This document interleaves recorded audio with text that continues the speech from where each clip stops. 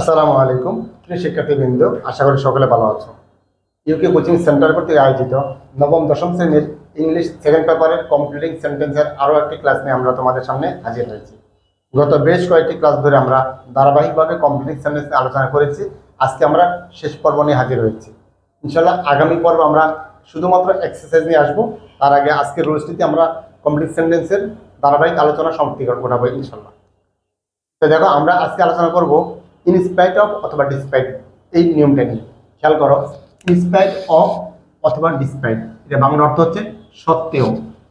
এখন খেয়াল করো, ইনস্পাইট অফ অথবা ডিসপাইট এই জাতীয় শব্দ সাধারণত সিম্পল সেন্টেন্সে ব্যবহৃত হয়ে থাকে। আমি আবার বলি, ইনস্পাইট অফ অথবা ডিসপাইট এটা মূলত সিম্পল সেন্টেন্সে ব্যবহৃত হয়ে থাকে।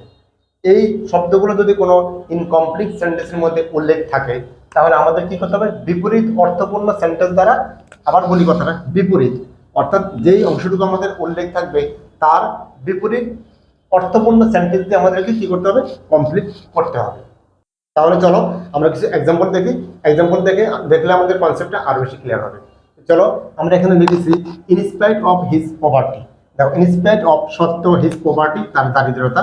তার দারিদ্রতা সত্ত্বেও কি, সাধারণত আমরা জানি কি, কেউ যদি দারিদ্রতার মধ্যে থাকে তাহলে সে অসৎ হয়, সে অসৎ পথ অবলম্বন করে, সে দুর্নীতি করে থাকে বা অন্যায় কাজ করে থাকে, বিভিন্ন ধরনের সেটা নেগেটিভ হওয়ার কথা, কিন্তু এখানে হবে বিপরীত অর্থ। তার মানে কি, আমরা জানি তার দারিদ্র শর্ত হি ইজ অনেস্ট। সে কি? হি ইজ অনেস্ট, সে সৎ। অর্থাৎ তার যে অংশ থাকবে তার বিপরীত অর্থটা আমরা এখানে প্রকাশ করবো। আরেকটা এক্সাম্পল দেখো, আমরা লিখছি ডিসপাইট হিজ গুড কোয়ালিফিকেশন। তার ডিসপাইট সত্ত্বেও হিজ গুড কোয়ালিফিকেশন, তার ভালো কোয়ালিফিকেশন থাকা সত্ত্বেও কি, হি ডিড নট গেট, আমরা বলতে পারি যে তার ভালো কোয়ালিফিকেশন আছে, তারপরে কি সে কোনো ভালো চাকরি পাচ্ছে না। তা আমরা দিতে পারি he did not get a, he did not get a suitable job. সে কি করছে না, ভালো একটা সুইটেবল জব পাচ্ছে না।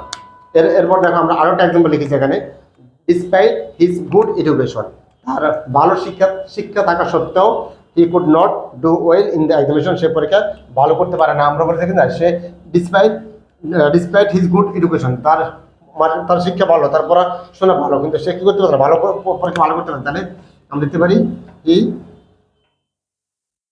কুড